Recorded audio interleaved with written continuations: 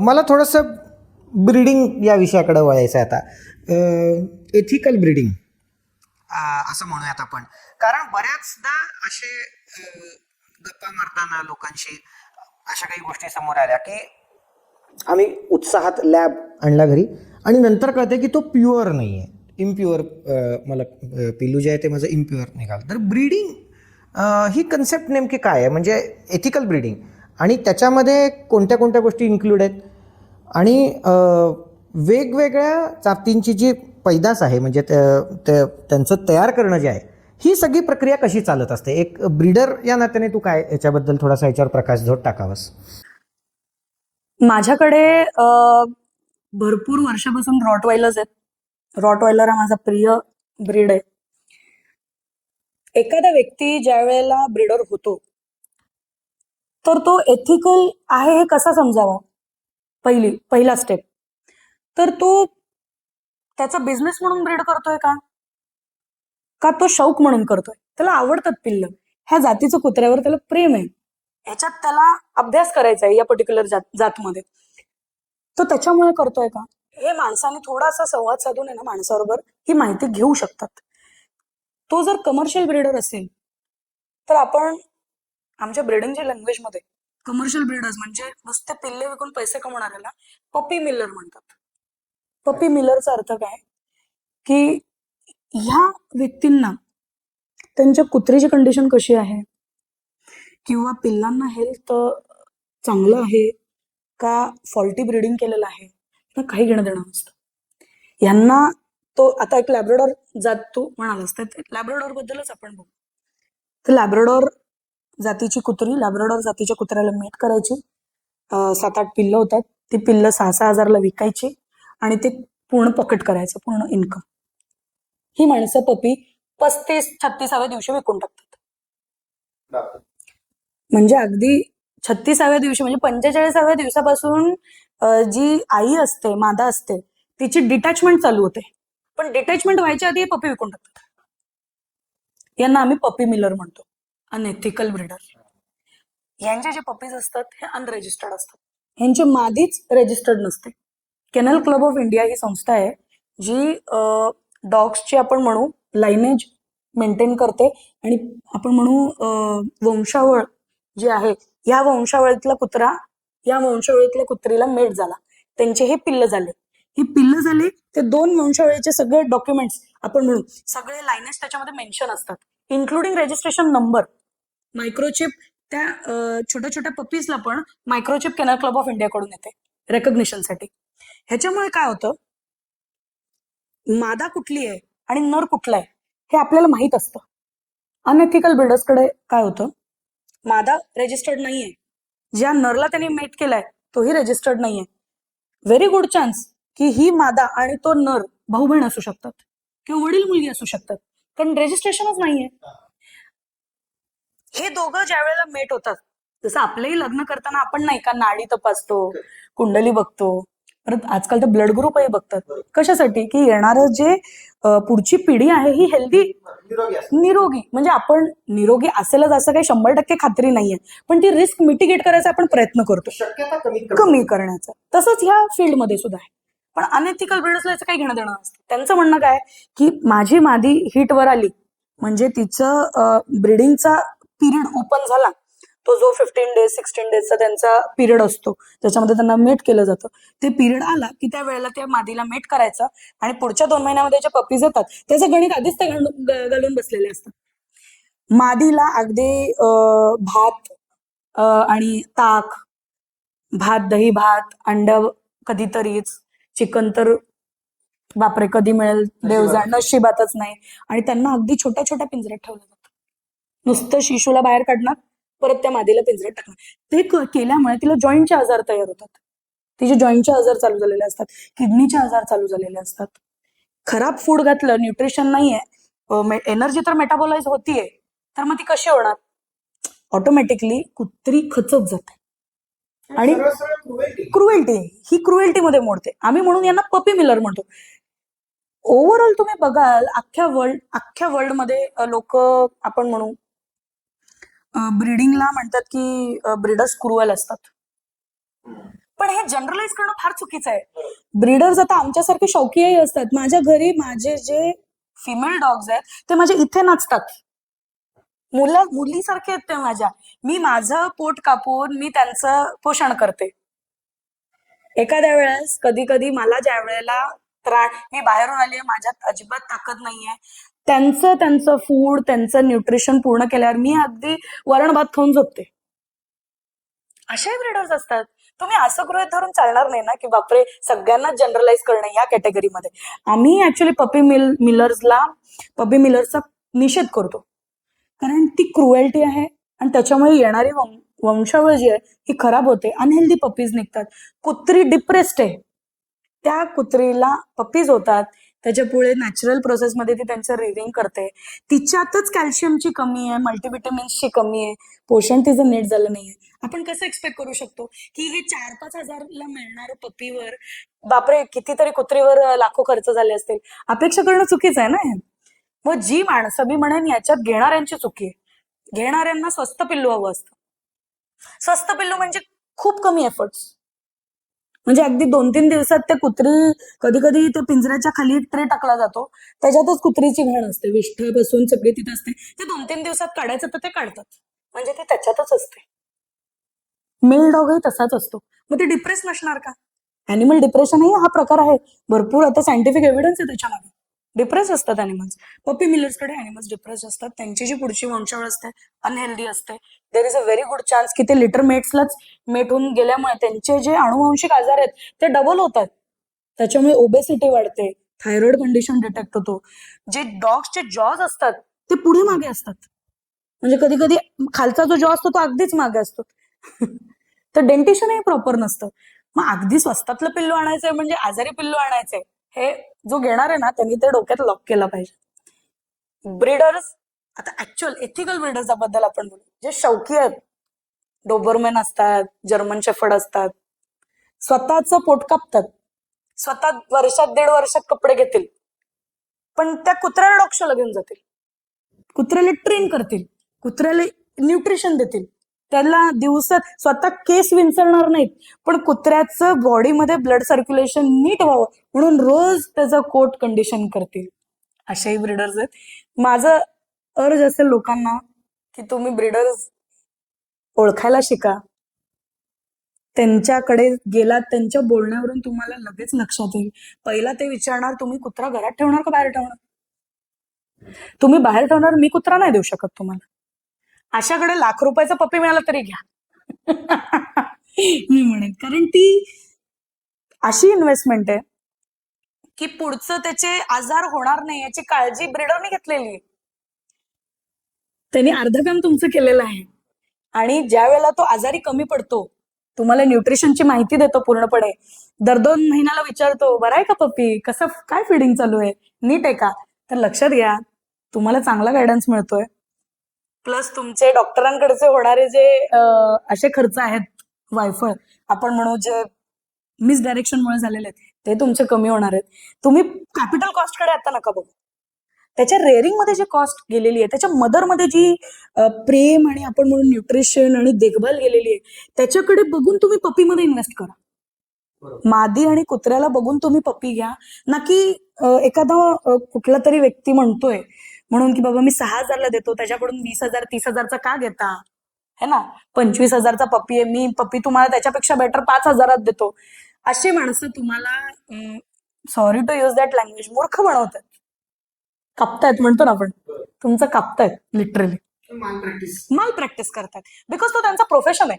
ते पपी मिलर्स आहेत, त्यांना त्याचा पैसा कमवायचा आहे. मादीवर समजा वर्षाला लाख रुपये खर्च झाले, वर्षात लाख जेमतेम, ते पण मी खूप सांगते हे अगदी म्हणजे दही भात आणि हे खाणारे, म्हणजे भातही रेशनिंगचा घालणारी माणसं, यांच्या जेमतेम हे त्या कुत्रेपासून वर्षाला 2-2.5 लाख रुपयाचा इन्कम कसा होईल ह्याच्याकडे ते लक्ष देणारे अशी माणसं आहेत. तर अशा माणसांकडून ज्यावेळी तुम्ही पपी विकत घेता, त्यावेळेला डेफिनेटली तुम्ही पपीमध्ये इन्व्हेस्टमेंट कमी केली आहे, तर ते त्याला डॉक्टरच्या ट्रीटमेंटमध्ये तुम्हाला इन्व्हेस्टमेंट अधिक करावी लागणार आहे. हा त्याच्या आफ्टर थॉट आहे ह्याच्यामधलं. माझं म्हणणं आहे की तुम्ही कॅपिटल इन्व्हेस्टमेंट चांगली करा, चांगल्या ब्रीडर कडे वेळ द्या, पपीच्या ब्रीडबद्दल माहिती करून घ्या. आणि जो ब्रीडर आहे, अशा ज्या वेळेला ब्रीडर लोक प्रश्न विचारतात कुठे ठेवणार, माझं हे पिल्लू घेऊन जाऊन तुम्ही कसं वागवणार? तो दर्दी ब्रीडर आहे. आपलं ते मूल Yes. भावनेने दुसऱ्याकडे तो सुरू करायचं. एखाद्या ब्रीडरकडे जर तुम्ही एकरानं एकर जागा दिली ना, तो पपी नाही विकणार. तो म्हणेल, अरे माझ्या मुलांना फिरा रानभर पाखरासारखे. पण जागेचा अभाव असतो, फायनान्शियल इम्प्लिकेशन्स असतात, त्यामुळे सगळे पपी रिटेन नाही करतायत. आणि त्यामुळे हृदयावर दगड ठेवून ते पप्पी सुपूर्द केला जातो. मी माझ्या पपीज, रॉडचे पपीज देताना मी त्यांना देवाचा टीका लावून देते की बाबा देवा, याचं संरक्षण तुझ्याकडे आता. म्हणजे हे आई वडिलांकडे मी माझं पोर सुपूर्द करतेय, तू आता याची काळजी घे. आणि मला विश्वास आहे की असं सांगितल्यानंतर तो डेफिनेटली काळजी घेत असणार. हे प्रत्येक ब्रीडर करतो. हे दर्दी ब्रीडर झाले, दर्दी जे शौकीय ब्रीडिंग करतात. आता घोड्यांचे पण नाही का, जे स्टड फार्म्स करतात, किती काळजी घेतात घोड्यांची. जे हत्तीचं पालन करतात, किती काळजी घेतात. डॉग ब्रीडिंग हा आत्ता आपण म्हणू की चर्चेचा, निगेटिव्हली चर्चेचा विषय का झाल्यामुळे पपी मिलर्स वाढलेत आणि दर्दी ब्रीडर्स कमीच असणार आहेत. शौकीय माणसं फिरायला जातात हो, फॉरेन ट्रिप करतात, हे की नाही, चांगलं चुंगलं खातात, एखादा स्पोर्ट परस्यू करतात, बेसिकली स्वतःमध्ये इन्व्हेस्ट करतात. ज्या वेळेला एखादा माणूस जनावरांमध्ये इन्व्हेस्ट करतो, तो दर्दी असतो, त्याला फिरायला. एखाद्या ब्रीडरने जर कुत्रे पाळलेले आहेत, तो फिरायला जाऊ शकत नाही आयुष्यभर. त्याच्या पिल्लांना खायला कोण मिळणार? आणि एखाद्याला सांगितलं ना, त्याचं जीव त्याच्यावरच की यांनी खायला घातलं का, ह्यांनी पाणी दिलं असेल का, त्याच्या ह्या एखादा तो आजारी असेल, या औषधाची वेळ झाली आहे, त्याचं मनच लागत नाही, त्यामुळे तो जात नाही, मी जात नाही. हे एक प्रकारे पर्सनल गोष्टी, आनंदांचा सॅक्रिफाईस करून, Sacrifice आहे. पण त्यांच्या सोबत राहण्याचा जो आनंद आहे, त्या आनंदापोटी काही गोष्टी गमवायला लागल्या तर चालेल अशी. आता पेंटिंग मध्ये पेंटर कितीतरी तास घालवतात, महिने घालवतात एका पेंटिंग मागे. नॉर्मल लोक मूर्ख म्हणतात त्यांना, अरे काय करतोस, हे फिरून ये, मुलाबाळांबरोबर खेळून ये, हे आयुष्य पुन्हा येणार नाही, असे वाक्य वापरले जातात. तशी आमच्यावर तशी आमच्यासाठी त्यांच्याबरोबरचा घालवलेला वेळ, त्यांच्या ब्रीडबद्दल केलेला अभ्यास, जुन्या काळी ज्या प्रकारे ते दिसायचे, आत्ताच्या काळी ते कसे दिसतात, तिथपर्यंत त्यांची जर्नीचा अभ्यास, पुढे जे ब्रीडिंग करणार त्याचं अभ्यास, अपेक्षा, याचं सगळं वेळ जर आपण काढली तर एखाद्या ब्रीडरला स्वतःला लाईफस्टाईल म्हणू त्याची काही नसते, केस विंचरायलाही वेळ नसतात. अशा ब्रीडर्स कडून पप्पी घ्या. तुम्ही पप्पी मिलर्स कडे पप्पी गेला तर 3-3 दिवस तो स्वतः गावाला गेलेला असतो, 3 दिवसाचं ते दही भात ठेवून, खराब झालंय काय झालंय त्याला काही घेणं देणं नसतं. खाली एक ट्रे टाकला जातो, त्यांची विष्ठा त्याच्यातच पडते, ती कुत्री त्यातच असतात, आयुष्य त्यांचं त्यात निघून जातं. आणि अशांकडचे पिल्लं मग तुम्हाला 5-6 हजारात मिळू शकतात. मग तर मी म्हणेन, मग कॉंग्रॅच्युलेशन आणि best wishes for your future endeavours. चांगल्या ब्रीडर कडून घेतलं तर असं म्हणावं लागणार नाही, अशा ब्रीडर्स कडून घेतलं तर मी म्हणेन best of luck for your future endeavours. कारण मग डॉक्टर्स आहेत, डॉक्टर्सची संख्या खूप वाढतीये thanks to all this kind of breeders, puppy millers ज्यांना. तर हे खूप एन्टँगल्ड बिझनेस आहे हा.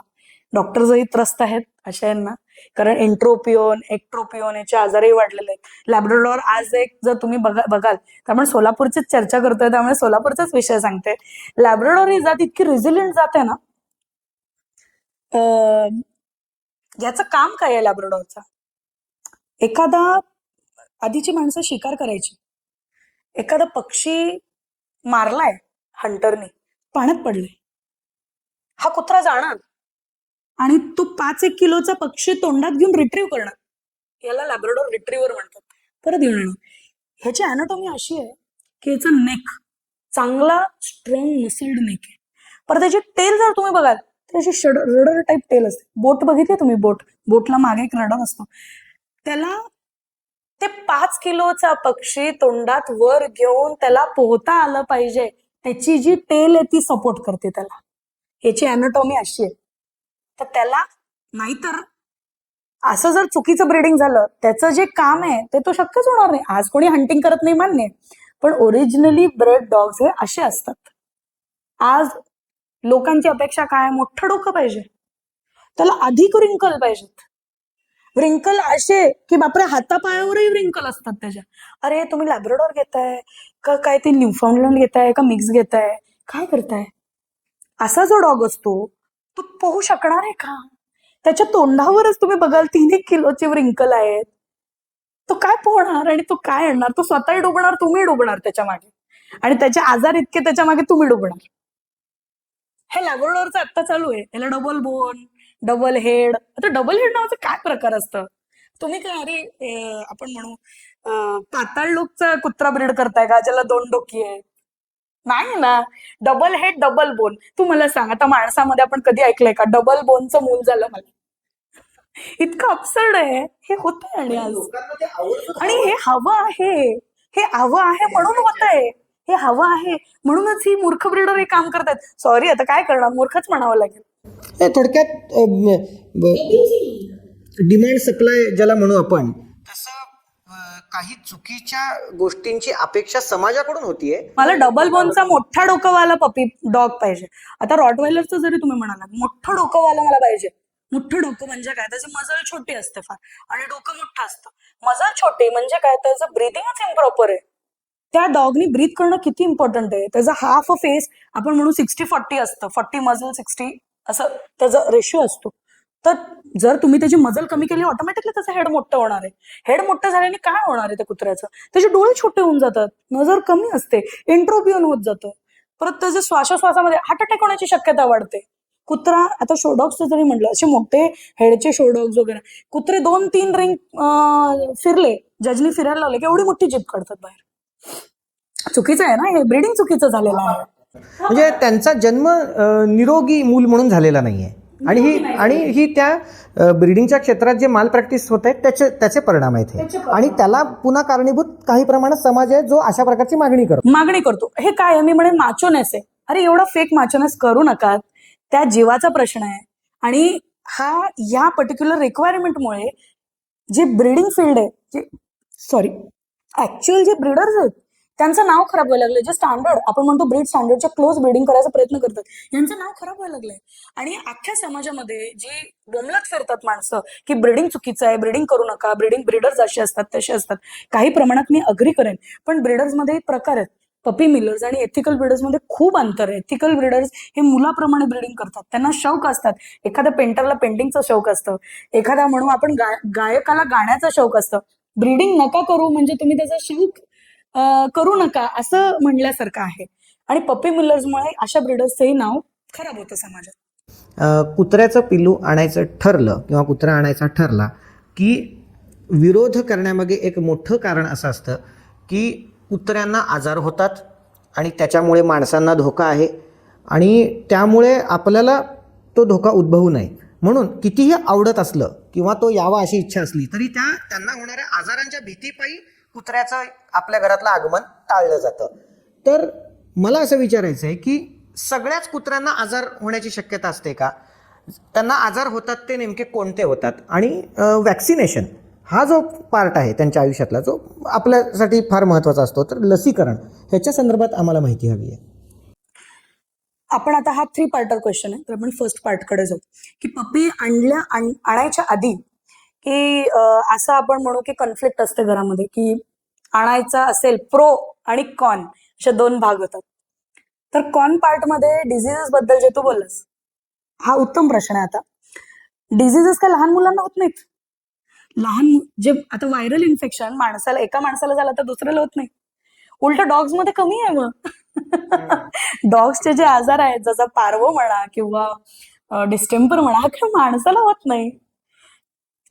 तो पर्सेंटेज खूप कमी आहे की त्याला व्हायरल झालं की तुम्हालाही व्हायरल होईल असं नाहीये ना. माणसापासून माणसाला संसर्ग होणारे आजार जास्त आहेत. मग आपण घरी बसून राहायचं का? हा प्रो पॉइंट. कॉन पासून आपण प्रो कडे जाऊ. आता मी प्रोच्या बाजूने आहे त्यामुळे मी अधिक प्रोच्या बाजूने बोलणार. आता आजार होतात ना, वेटरनरी डॉक्टर्स आहेत. 2-3 दिवसात कुत्रा बरा होतो. तेवढा तर माणसालाही लागतो वेळ बरा व्हायला. विषय काय असतो, डॉग जर डायरिया वगैरे झाला की तो अनकंट्रोलेबल होतो. मग ते जिथे बसतात तिथे डायरिया करतात. ती स्वच्छता ते म्हणू आपण मेंटल ट्रॉमामध्ये घेऊन जाते माणसाला. मग आपण त्यावेळेला पॅड्स असतात जे पी पॅड्स वगैरे वापरतात त्यावेळेला तो वापरू शकता तुम्ही. आणि ते काय 12 महिन्यात अगदी आपण म्हणू 6 महिन्यात तो आजारीच असतो असं नाहीये. आपण 30-40 डेजचा आजारी पडण्याचा पिरियड तर कुठल्याही लाईव्ह ह्याला दिलाच पाहिजे. होतं आणि वेदरमुळे आजारी पडतात डॉग्स. कधी कधी ताप येतो, कधी कधी आपण म्हणू फूड पटकन चेंज केला जातो. एक ब्रँडचा फूड घालतायत, पटकन दुसऱ्या ब्रँडचा फूड घालून टाकला जातो 100%, हळूहळू न बदलता. आपण म्हणून स्टडी न केल्यामुळे तर त्यांना डायरिया होण्याचे चान्सेस असतात. होतात, या गोष्टी होऊ शकतात. पण त्याच्यामुळे हे काही कारण नाही झालं पप्पी न आणण्याचं. हे माझ्या प्रश्न विचारण्यामागचा हेतू असा होता की विशेषतः घरातल्या महिलांना भीती असते की कुत्र्यामुळे असे काही रोग होतील की ज्याच्यामुळे आपल्या मुलांना ते होऊ शकतात. विशेषतः स्किनवरती जे होणारे रोग म्हणतो आपण, त्याची भीती लोकांना जास्त असते आणि ती ऑब्व्हियस आहे. तर ते ती होत असते का, आणि त्याच्यामुळे डायरेक्ट काही थ्रेट आपल्याला होऊ शकतो का, विशेषतः लहान मुलांना? आता एक साधं उदाहरण देते मी. आपण टिक फिवर बद्दल बोलूया. डॉग्स मध्ये ना टिक फिवर होतो म्हणजे काय, डॉग्सवर जी गोचिडं असतात ती गोचिडं किंवा ते फ्लीज ज्यावेळी बसतात त्यावेळी ते अंडे टाकतात त्यांच्या स्किनमध्ये, आणि म्हणजे वरचा जो कोट असतो त्याच्यामध्ये ते मल्टिप्लाय होतात, आणि ते ज्या वेळेला चावतात त्याच्यानी त्यांना आजार होतो, तो त्याला टिक फिवर म्हणतात. त्याच्यात डॉगला ताप येतो, व्हॉमिटिंग होते, कधी कधी नाकातून आणि शूच्या जागेतून रक्त निघतं. हे गोष्ट खरी आहे. पण माणसांनाही टिक फिवर होतो, हे तुला माहिती आहे का? टिक फिवर माणसांनाही होतो, ढेकूण चावल्यावर होतो. What is malaria? It is insect is biting you, you are getting ill. Dengue is also one thing.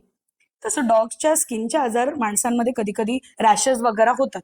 पण तुम्ही मग नीट जर पपीचं मेंटेन ठेवलं, त्याला वेळच्या वेळी रेग्युलर बाथ दिलं, तुम्ही त्याला आपण म्हणू की स्पॉटॉन घातलं. स्पॉटॉन म्हणजे जे टिक्स आपण म्हणू टिक्स होत नाहीत त्याच्याने, ते लिक्विड असतात ते स्पॉटॉन. परत गोळ्या पण असतात, ते तुम्ही ते गोळ्या दिल्या की त्याला टिक्स नाही लागत, आणि वेळच्या वेळ तुम्ही 1-2 महिन्यात वगैरे त्याला आंघोळ घालत असाल तर त्याचा कोट कंडिशन चांगली राहते आणि त्याचं हेल्थही चांगलं राहतं.